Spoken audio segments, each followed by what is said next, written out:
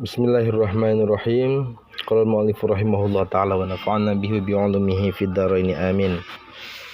Kitabut Taharati ay hadza Kitabut Taharati.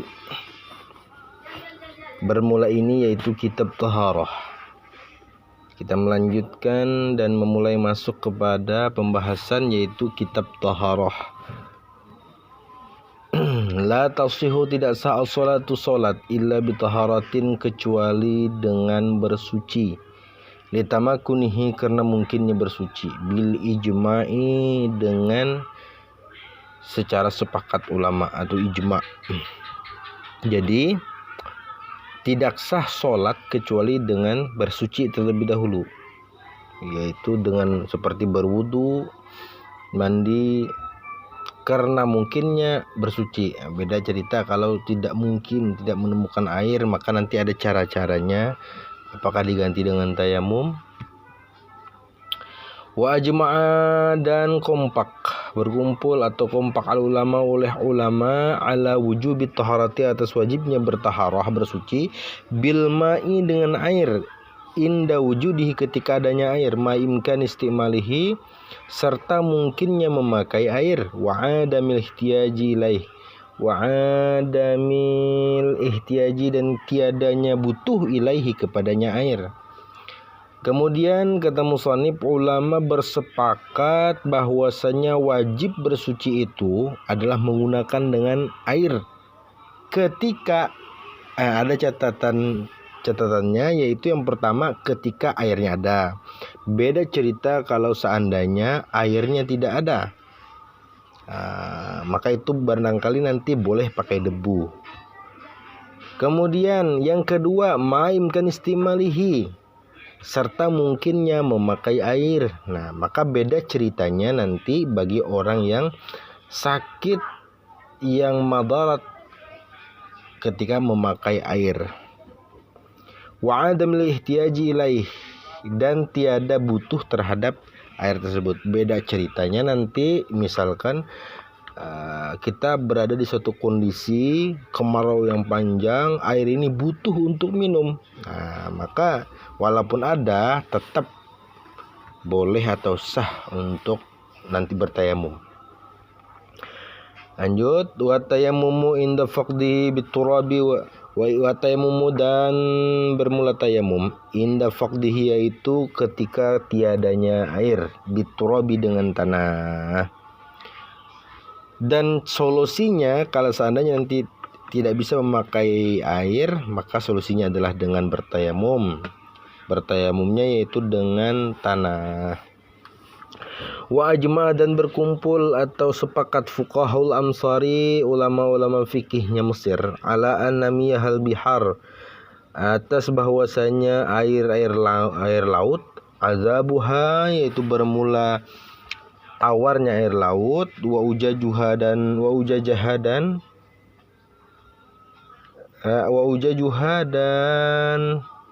asinnya air laut, bimanzilatin wahidatin, yaitu satu kedudukan atau satu hukum, fit taharati, di dalam sucinya, wa tathiri, dan menyucikannya, ka ghairiha, seperti air yang lainnya, minal miyahi, daripada air-air.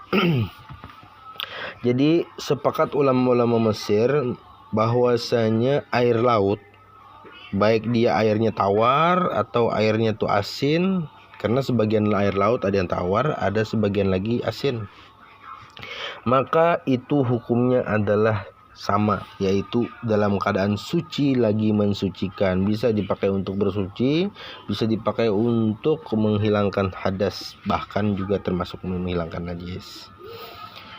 Illa ma yuhka nadiran, kecuali kaul, kecuali kaul yuhka, yang menghikayatkan, ya yuhka, yang dihikayatkan, ya makna nadiran, hal keadaannya langka, anna kauman, bahwasanya suatu kaum, mana'u, mencegah ya kaum, al-wudu, akan wudu, bima'il bahri, dengan air laut, wa kauman, dan sebagian kaum, ajazuhu, membolehkan ya kauman, hu, akan wudu, bima'il bahri, Lidarurati karena sebab darurah.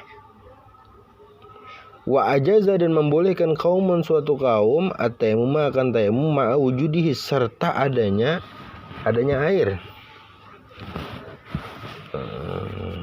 Wattafaqal ulama'u ala annahu wattafaqa dan sepakat ulama kebanyakannya ala annahu bahwasanya keadaan la tasihu tidak sah at-taharatu bersuci illa bil mai kecuali dengan air.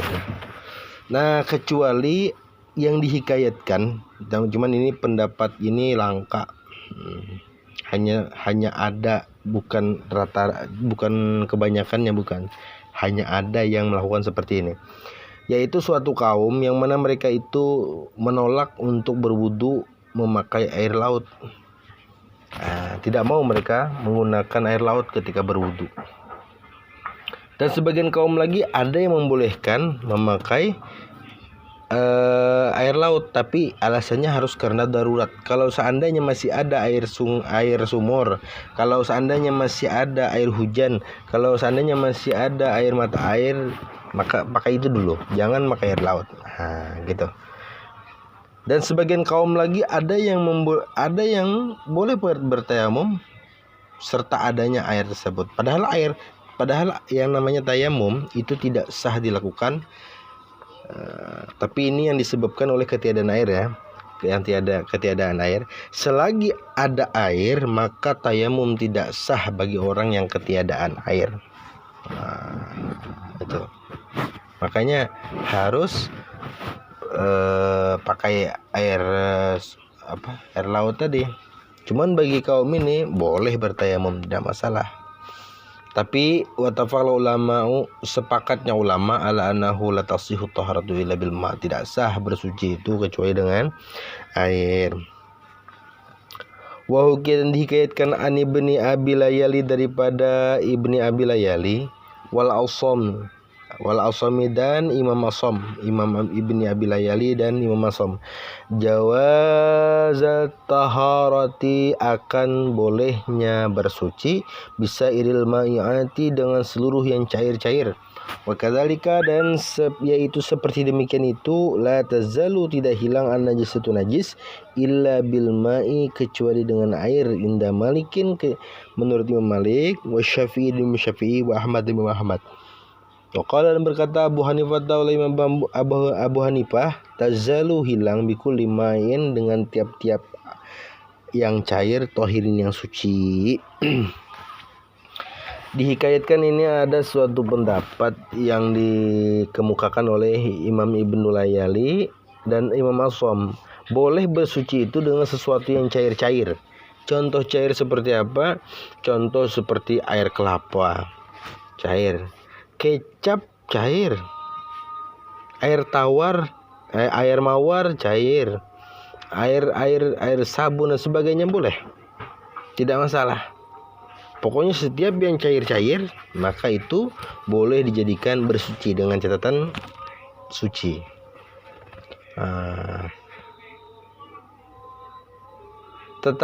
Kemudian sebagaimana pendapat daripada Imam Malik, Syafi'i dan Ahmad bahwasanya tidak hilang najis itu kecuali dengan air. Itu pendapat daripada 3 imam. Tetapi untuk Imam Hanafi berpendapat bahwasanya kata Imam Hanafi bersuci dengan setiap yang cair, yang penting suci cairan tersebut maka boleh. Contoh ada suatu cairan yang berbentuk kimia yang ketika disemprotkan cukup 1 kali semprot maka langsung bersih kotoran yang ada di wilayah dubur misalkan, disemprotkan kemudian dilap bersih. Maka itu sudah cukup menurut Imam Abu Hanifah, boleh seperti itu. Tapi bagi Imam Syafi'i, Hambali dan Maliki tidak bisa, harus dengan air. Faslun wal ma'ul musyammasul makruhun al asah. Wallahu alam bisawab. Kita lanjutkan di kesempatan selanjutnya.